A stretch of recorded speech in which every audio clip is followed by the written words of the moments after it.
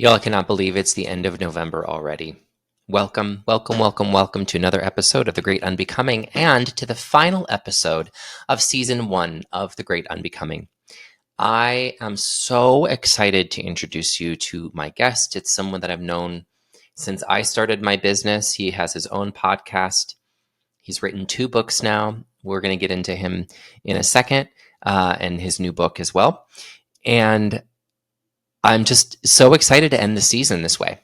Now, I was wrestling for a while leading up to this final episode because I didn't want to stop.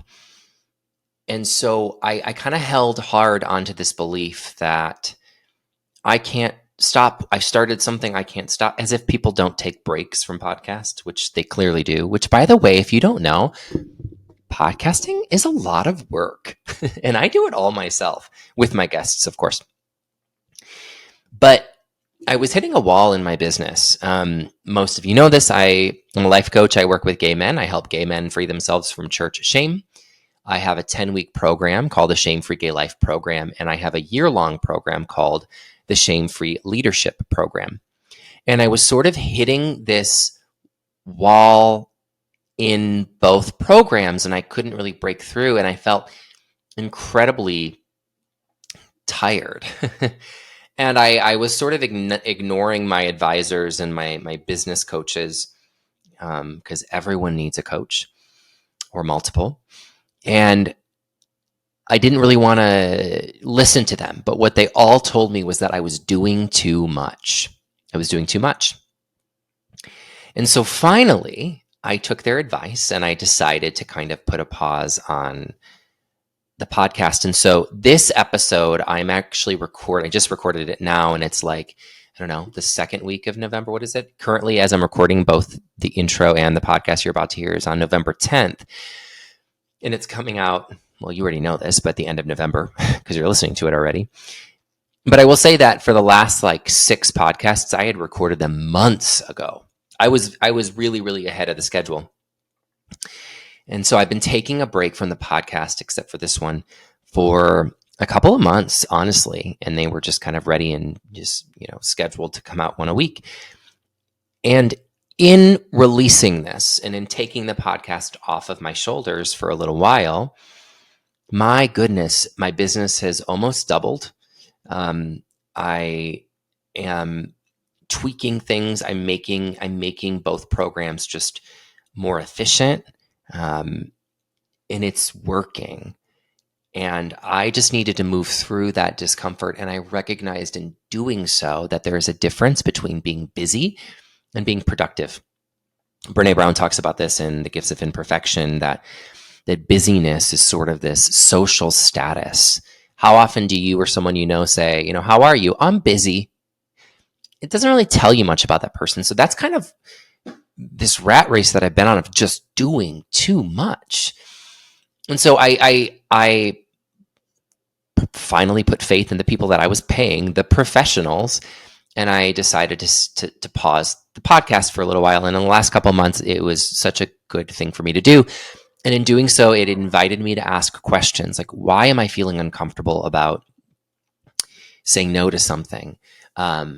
What are the results in sitting in the discomfort of saying no to something? A lot of really beautiful questions came from this, and I'm growing as a person, as a coach.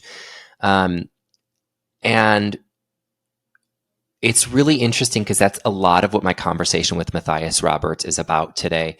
We're going to talk about his new book, Holy Runaways, which in many ways is about deconstruction, about the importance and the value of asking questions and sitting in the discomfort of that unknown and of those questions.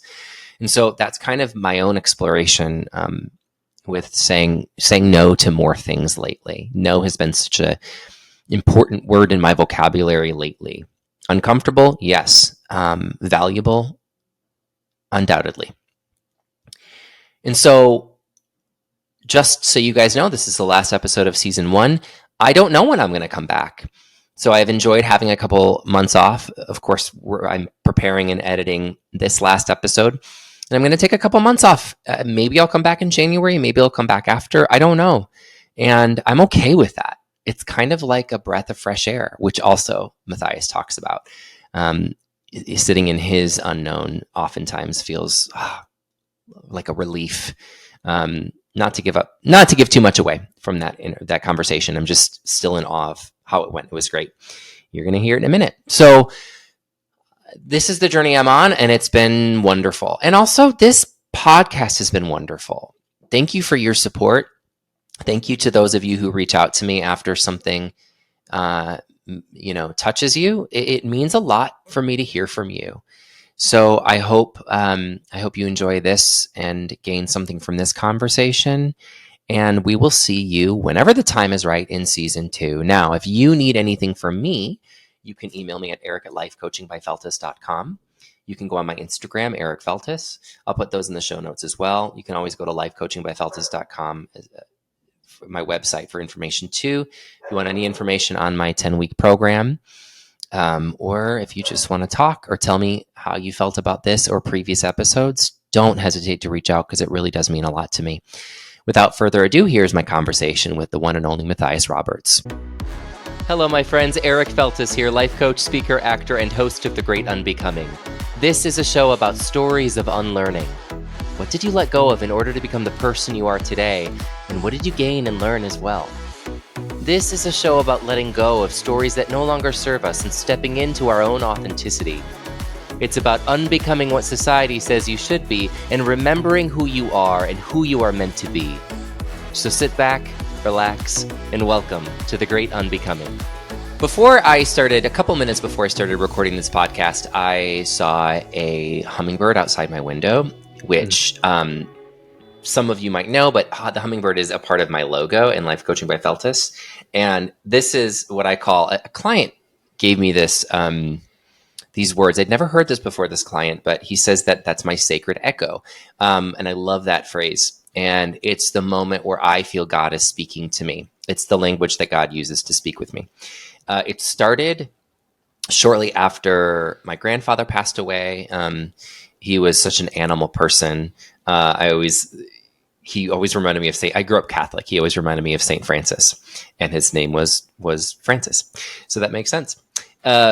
And so it spoke to me then, and then I went through a very traumatic breakup, and it was like uncanny, the moments where they would come to me. So now when I see a hummingbird, I think, oh, this is going to be a special moment. So I kind of embraced myself and took a deep breath before coming on the podcast and before introducing the world, although many of you already know Matthias Roberts, to Matthias Roberts. Now, Matthias Roberts is a psychotherapist specializing in religious and spiritual trauma and the author of Beyond Shame, Creating a Healthy Sex Life on Your Own Terms. He hosts Queerology, a podcast on belief and being, and holds 2 master's degrees from the Seattle School of Theology and Psychology, one in theology and culture, and one in counseling psychology. His work has been featured by the Oprah Magazine, who's she? Bustle, the Women's Day Sojourners, the Seattle Times, and many others. And he lives in Seattle. I'm going to ask you a question that I ask so many of my guests because it's annoying how many of my guests are in the same boat. Like, when are you going to do something with your life? I've been asking myself that every day. You really need to get on it. God, I'm so bored already. Well, my job is always to make my guests feel a little more humble than they were before they came. So it's such a joy to see you, Matthias. Thank you for being here. Good to be here. Yeah, thanks for having me.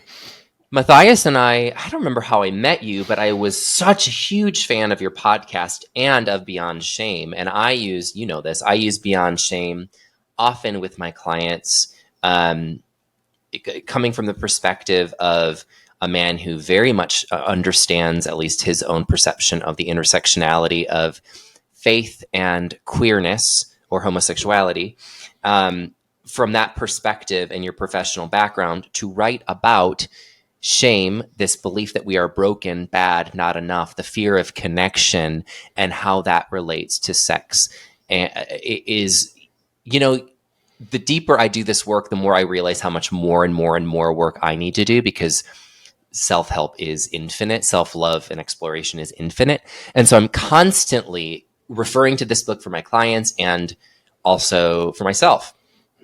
And so always been a fan of you since I heard your name.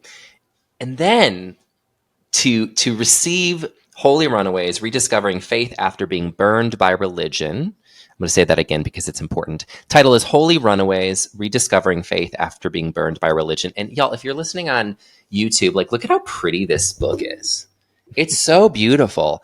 There's a lot. If you can't see it, it almost looks like wallpaper of flowers. A lot of imagery and symbolism through this book of soil and plants and flowers as well. So I can't wait to dig into this book and talk about why this book exists and how this book exists. But before we do that, Matthias, can we rewind and can you talk to me and our audience about you and what your upbringing was like that kind of led you to these books? Mm-hmm. Yeah, I was born deep in the north woods of Wisconsin to a family. My parents worked at a pretty conservative but large Christian camp up in those woods. And so I grew up in this like simultaneously kind of enchanted in some ways world. Like who doesn't want to grow up at a year-round camp? Like it's so fun, but also a very rigid, conservative, fundamentalist world. And mostly happy memories of my childhood until I started realizing that I was gay. And of course I didn't start using that language until I was like in my 20s. I used other language, but it was around 11 that I started realizing like, oh, what all of these other boys seem to be feeling for women, I'm feeling for them. Not relatable at all. I have no idea what that's like. I just personally feel like I was so self-righteous even in high school. I was like, why are people having sex? It's not that hard to resist the temptation of the devil. It's true, right? Yeah, you just don't do it. Yeah. Yeah, and that threw a lot of things into conflict, and of course, also deep in purity culture. That's kind of what Beyond Shame came out of, and then this book is really me trying to explore what do I do with this faith that was profoundly meaningful to me. In some ways, still is, but in very different ways, and trying to kind of figure out like, does this still matter to me? Does it not? And then also bringing in and trying to hopefully allow others to journey kind of with me in those big questions and some of the discoveries I've made. You know, I'm a huge fan of Beyond Shame, and it reads to me similarly, and maybe this is because I just hear the word shame and I can't think of Brene Brown, and I know how much you can't not think of her. I know how much you love her too. It reminds me of a book that she would write, whereas Holy Runaways really kind of reminds me of a book that like Glennon Doyle or Elizabeth Gilbert would write. It feels more personal. And it's a little more essay driven and a little, I don't want to say all over the place because it all comes together, but you dip in and out of stories and then you come back and then at the end, it's kind of like you zoom out and you see the whole picture. So how different was it for you to write and expose yourself in this way with this book versus with your first book, Beyond Shame? It was very different. I knew... Like I love Beyond Shame. I am very proud of it. But you're right. It's not that personal of a book. Sure, I share some of my story in it, some of my experiences in it, but it very much is not me in the sense that Holy Runaways feels more like me. And I knew going into this book that I didn't want to write another book that felt... Again, Beyond Shame isn't disembodied, but it doesn't feel like I kind of got to show up at the table as much as I like to in a lot of the writing that I do outside of books. Pause. And I knew Pause real quick. Was that Yeah. a choice, or was that just because of the subject matter and the goal that you had in mind for Beyond Shame? Beyond Shame, it was a choice. Beyond Shame actually started out this way. Like, if you would read the first draft of the book, which no one will ever read, No one ever should. It's terrible. Yeah. But it very much is a lot of like, here's my journey. And my editor, I think rightfully so and wisely, came back to me and she said, we need to kind of depersonalize this. Wow. Make it a little bit more clinical. Because otherwise it's just going to kind of read like a memoir, and you also may be exposing stories that you may not want out into the world. And I think she was right. I'm really grateful for that advice.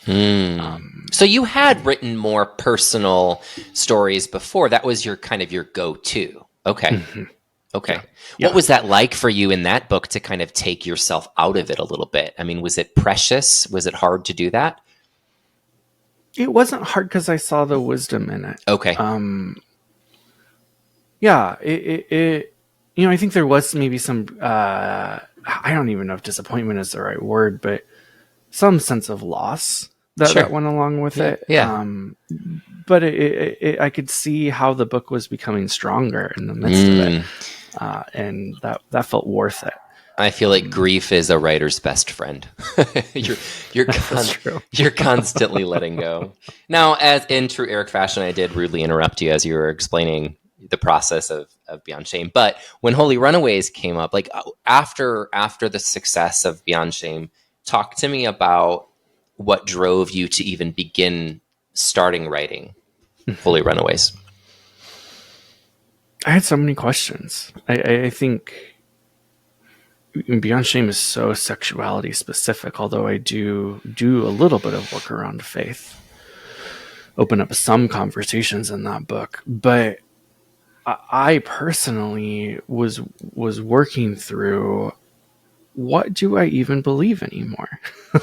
Is this Christianity thing, this faith thing, the big question, like, do I even identify as a Christian? Like, does this matter to me? Or am I ready to kind of leave it behind and move into something different? And I feel like I kind of looked around and saw many, many, many other people asking very similar questions. And because I have studied theology, I had found some concepts that were really intriguing to me. And I was kind of like, I wonder if I can do something with this. I can learn for myself, but also, hopefully help other people with some of these really big questions that's really easy to get stuck on. It's so interesting and humbling to hear that perspective of, I have questions, so I'm going to write a book about it, as opposed to, I have the answers, so I'm going to tell people what the answers are, which is kind of the antithesis of this book and of deconstruction in and of itself. So you're kind of embodying that. What was that like for you? Because I know I have my own experience, but I kind of think that deconstruction is also grief. It's like letting go of that which no longer serves you to make space for something that's more meaningful, more connected, more spiritual for you. What has that experience been like when you started asking those questions? Well, I mean, you named the crux of the book. Like, you're welcome. Still go out and read it, y'all. is really in order to be able to move forward, we have to grieve and work with our pain. And I think, like, those questions, to answer your question, those big questions that I started engaging with and had been engaging with for years at the time I started writing, was learning more and more how to engage with grief, learning more and more how to actually take my own pain seriously, not brush it aside like many of the folks in my life had taught me to. And I think it's, our pain is a pathway into more integration. If we grieve, if we get angry, if we learn how to work with it. Our pain is a pathway into our integration. Can you say more about that? That's beautiful. Yeah.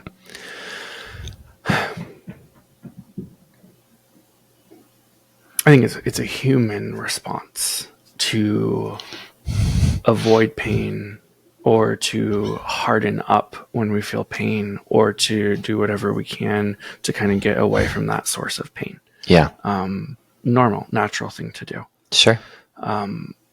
Oftentimes, though, those responses keep us distanced from our own emotional experience. We don't actually work with that pain. And then what it subsequently is invoking within us. It could be shame, could be, again, anger, any number of things can come out of that. Yeah. Often we build our lives around avoiding pain. I was in that environment. I don't want to be in that environment anymore. It hurts. Therefore, I'm going to do everything I can to craft an environment where I don't have to be part of that anymore. Again, natural thing to do. For me, it was with, and I talk about this in the book a little bit, it was like with some churches and some forms of Christianity. I was like, I want nothing to do with this because of the pain. Of course.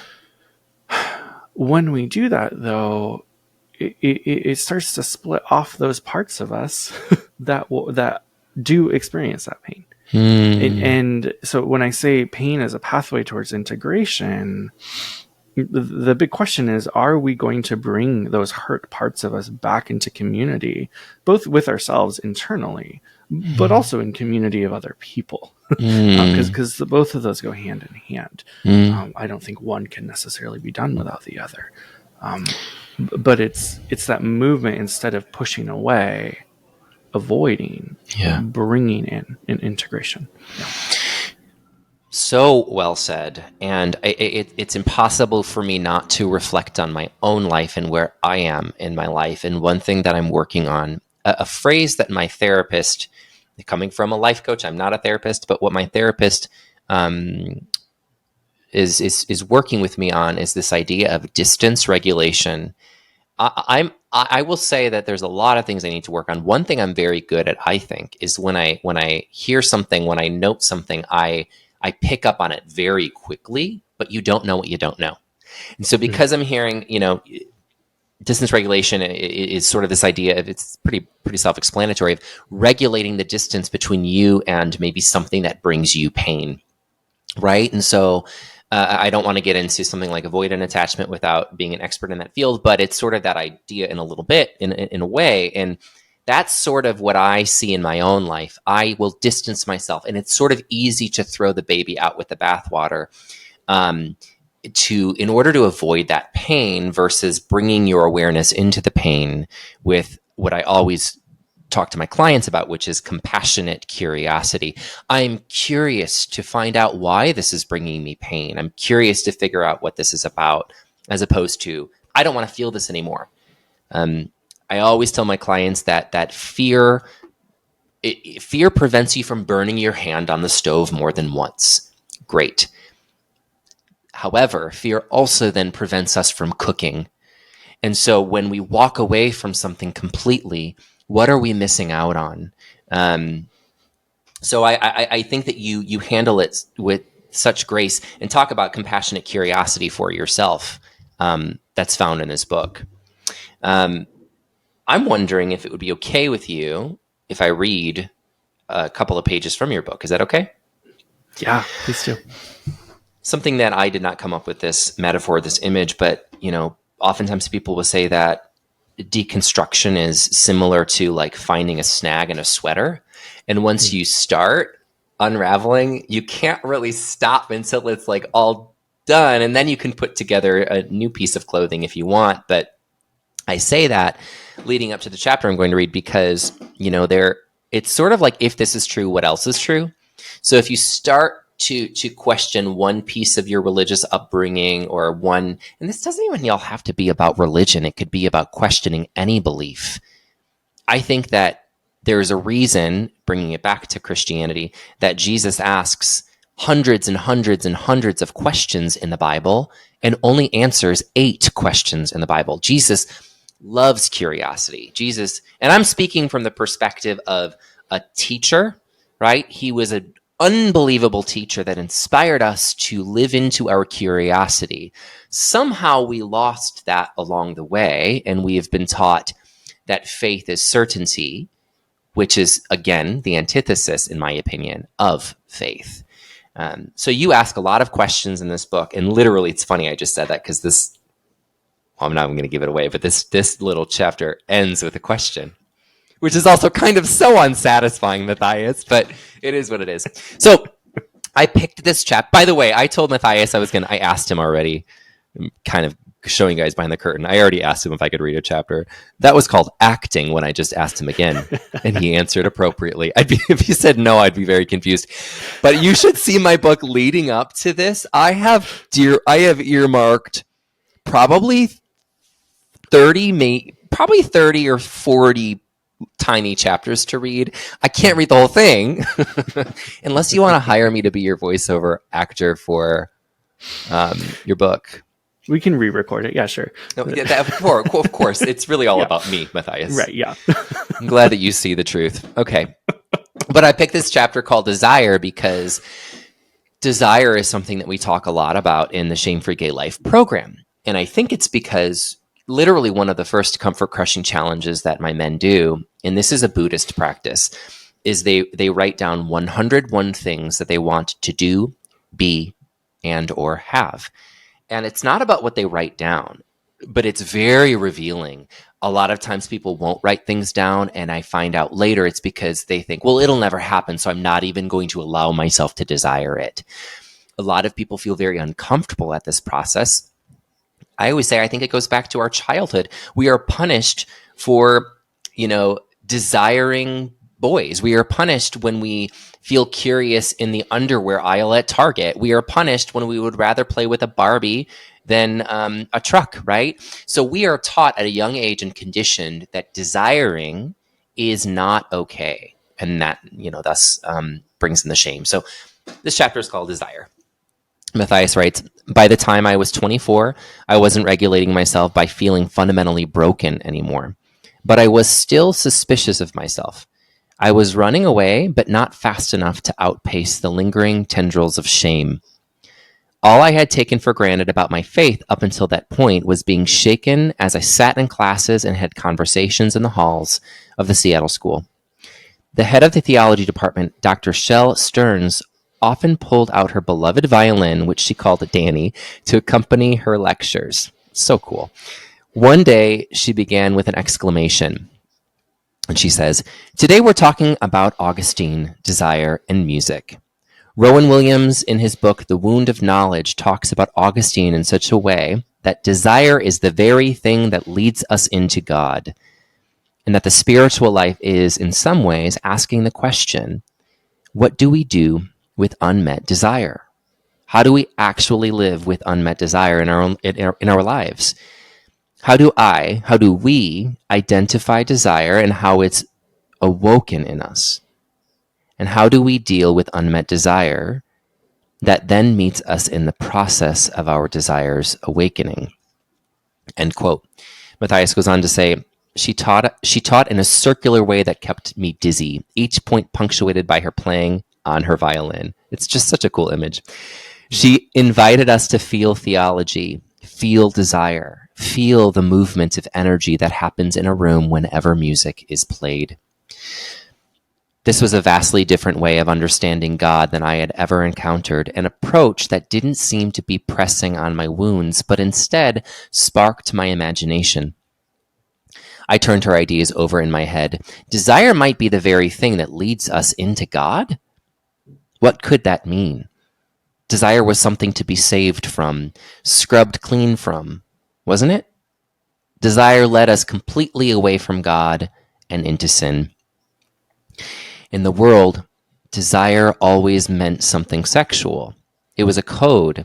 It was a code word for fleshly desires, which meant dirty desire, which meant sex. It was something to stay away from, unless, of course, you were married. And even then, you had to keep it in check. Bottom line, desire certainly didn't mean anything good.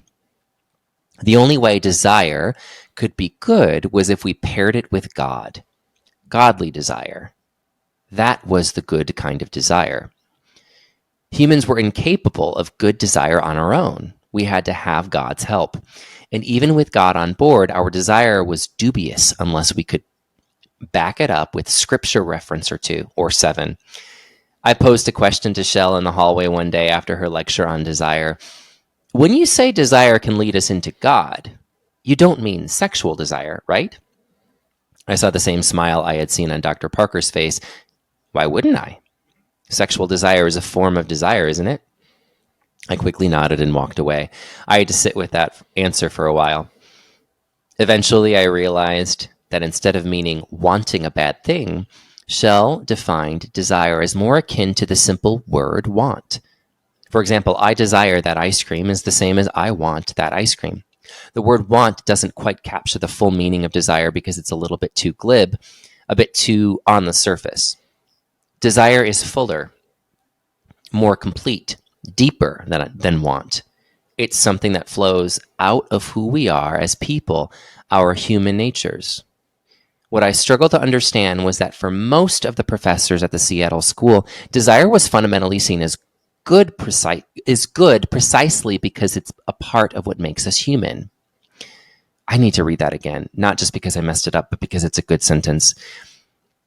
Desire was fundamentally seen as good precisely because it's part of what makes us human. Months after listening to Dr. Stern's first discussion of desire, I was reading theologian Sarah Coakley's book, God, Sexuality, and the Self. She writes about desire as, quote, the precious clue that ever tugs at the heart, reminding the human soul, however dimly, of its created source. She continues, desire is an ontological category belonging primarily to God and only secondarily to humans as a token of their createdness in the image. If you're like me and have to Google the word ontological every time you see it, by the way, literally reading this was the first time I'd ever seen it. Thank you very much, Matthias. Let me save you the trouble. Ontology is the study of being. Dr. Coakley is suggesting that desire is categorically part of what makes God, God. It's part of God's being. And since Coakley believes that humans are made in the image of God, she's positing that the presence of desire in humans is part of that image. In other words, for Coakley, desire is nothing less than God-given, and all desire points back to God in some way or another. This is the frustrating part. He goes, she couldn't possibly be right about that, could she? Well, could she, Matthias? You're the expert, could she? I don't want to sit in the discomfort of the unknown. Give me the answer. Is it okay for me to desire? Is it making me more like God? And finally, did I get the job and can I record the book? We can work on the voice acting.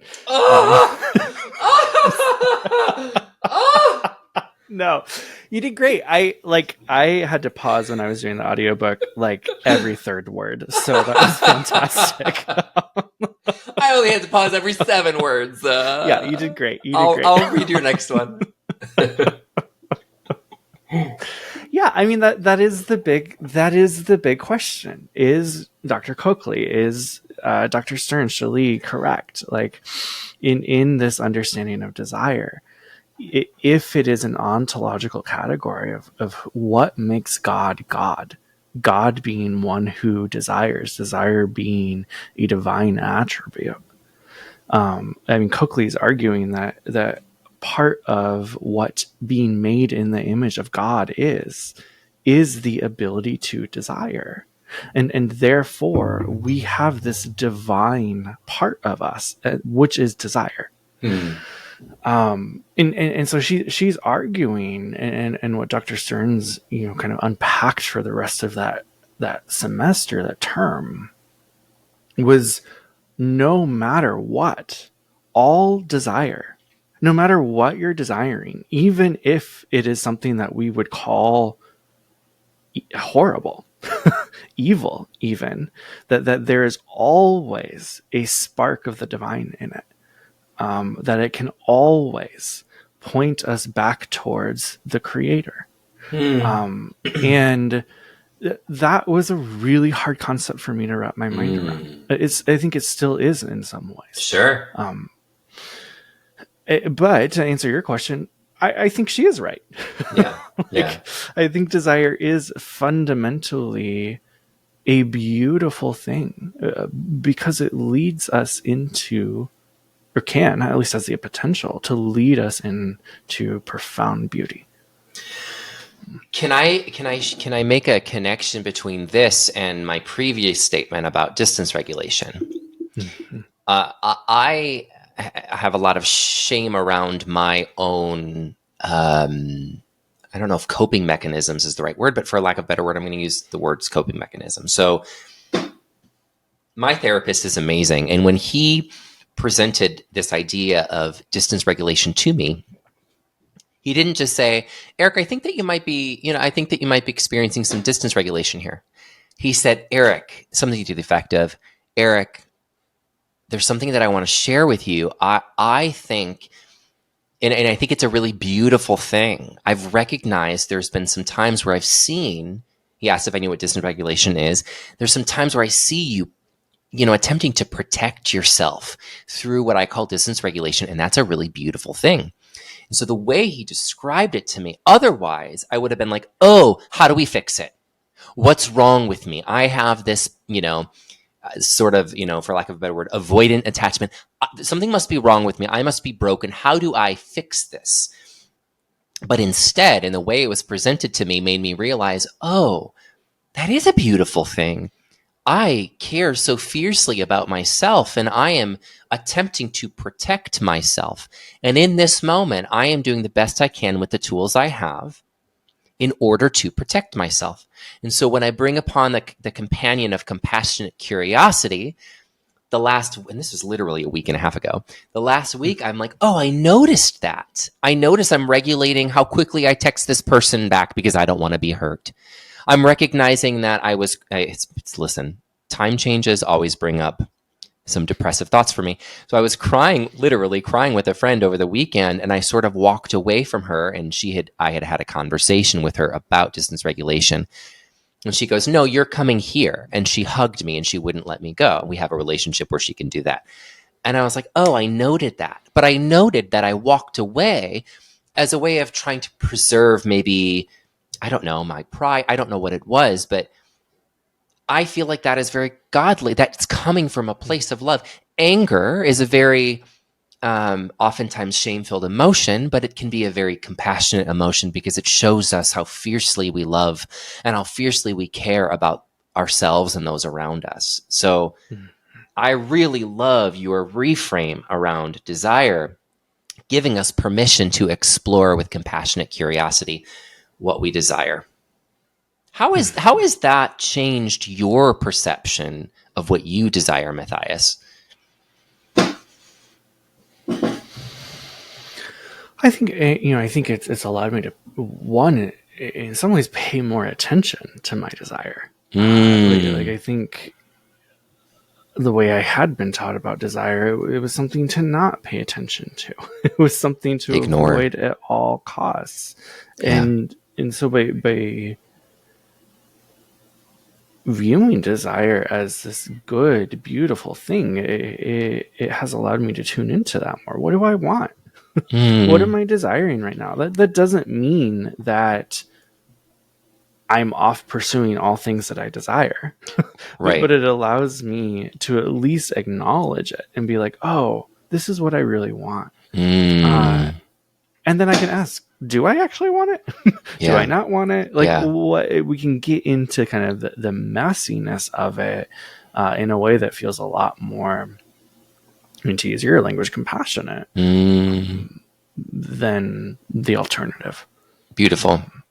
I'm reminded of a lecture I heard by David Meltzer, who is sort of a genius in the field of meditation. And he talks about how so often, and I'm kind of paraphrasing and I'm making this a little more in my world or our world, but so often we We seek out sex to feel connection. We seek out money to feel abundance. We seek out job to feel purpose. And so there's nothing wrong with desiring sex, money, or jobs. And yet, if we don't have compassion, and if we don't believe that all desire comes from God or is godly, then we, avoid. I can't go after sex. That's wrong. Right? I'm not even going to think about it.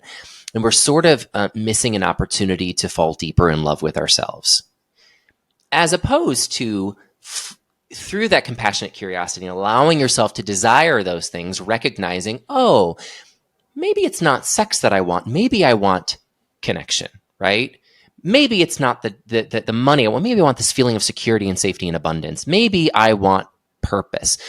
So then that's where magic can happen. What if then we flip the script and see how can we cultivate this sense of belonging? I'm not saying don't have sex, but how can we cultivate this sense of belonging and connection? I'm also speaking from personal experience.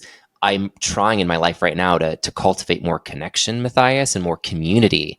And I'm recognizing I can do that in healthier ways, but it's helped me to explore, why do I want the things that I want? Yeah, I think that is a lot of the work, a lot of that. I mean, what Coakley calls like the ever so dimly, that sense of what is behind this, what we say we want, the desire behind it. I mean, you're putting that into language so well. Thanks. I'll let you voice over my book when it comes out. Thank you. You're like, I don't want to, but thanks. I as we sort of come to a close, I'm tempted to ask you where you are on your journey now with religion, but also it doesn't matter. Like I don't want to defeat the purpose, right? So if I may, and you can choose to answer this if you want, how about I ask this instead? In what ways through the journey of the book that you've written, which is so personal to you, has your relationship with a higher power changed, if at all?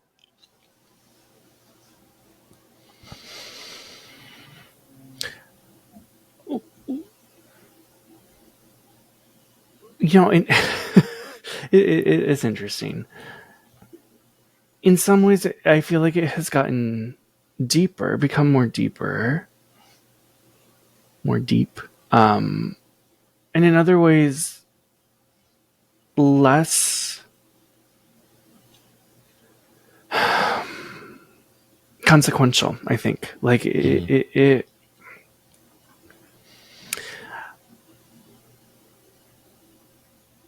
I think I'm far less spiritual than I was when I started this book. And I don't see that as a loss of faith or spirituality, but more as a gaining of appreciation for what is not sacred about our world. So I mean, you can hear my language. On one hand, I believe everything is sacred. On the other hand, therefore nothing is sacred. Dichotomies are just found in abundance, particularly in spirituality and religion, right? Yes, and so I think like I feel like I'm giving a very kind of up in the air answer. It kind of comes down to this question that I again play with in the book a lot, but feels so honest. Is I don't know. I'm not sure where I sit. Yeah. And I am really enjoying that not knowing. Right. So would you say that sometimes the unknown, at least for me, the unknown has at times in my life been very uncomfortable. Would you say, if that's true for you, that you've become more in enjoyment and more comfort in the discomfort of the unknown? Yeah. Right now, it doesn't feel uncomfortable. That is not to say it hasn't felt uncomfortable. Of course. It very much has. But right now where I'm at, it feels like a relief. It feels like permission of like, I don't have to have this figured out. and I can still trust that I'm going to be okay. Yeah. And so maybe there's more trust in that sense of I have definitely lost this vision of a kind of vengeful deity Sure. who needs me to believe in Sure. order to secure my own well-being in this world and the afterlife. I don't believe any of that. And there's so much permission then where I'm at right now to just like be like, okay, I don't have to know. I get to just kind of be, and it feels really good. You know, just hearing you talk, it gives me immediately so much compassion for so many people who are so stuck in the web of in the hands of an angry God that they've created. What an inspiration. Matthias, if people want to hear from you or want to, first of all, let's ask the book first. If people want to, when people want to get the book, where can they do so? Yeah, you can get it wherever you buy books. There is an audiobook if you want to listen. I would recommend support your local bookstore. So if they don't have it in stock, they can get it within a couple of days, and it is well worth supporting local bookstores that way. Yeah. Beautiful. And how can they reach out to you if they want to talk to you? Across the internet at Matthias Roberts, matthiasroberts.com. Pretty easy to find me. Easy, and I'll drop that information in the show notes. Last question before we let you go, Matthias. There is someone that is trapped in fear and is at a point where they're just too scared to even ask questions about their religious upbringing and what they believe. You know, one thing that I talk to so many men about as a gay man who helps other gay men free themselves from this sort of church shame is, you know, so many people say logically, they know that being gay is okay, but in their bodies, they just cannot shake that feeling. What would you have? There's one person listening to this that is in that exact boat. What would you have to say to that person? Oftentimes, when we can logically understand something, but our bodies don't seem to follow, that usually means that that resistance is instoried. That something has happened in the particularity of our lives that has made it difficult to just let go. And so my question would be, when you start to feel that feeling, what stories does that remind you of? And I think often as we start to follow those stories, we can begin to kind of find rootings of why some of these things are so deeply embedded in our bodies. How dare you not give us a direct answer once again? No, that was so true. We talk about questioning those beliefs often, and my God, can be a very scary but so well worth it journey. So speaking of journeys, y'all go out and get Matthias Roberts' new book, Holy Runaways. Thank you for being here, my friend, and we'll see you next time. Thanks for having me. Bye, y'all.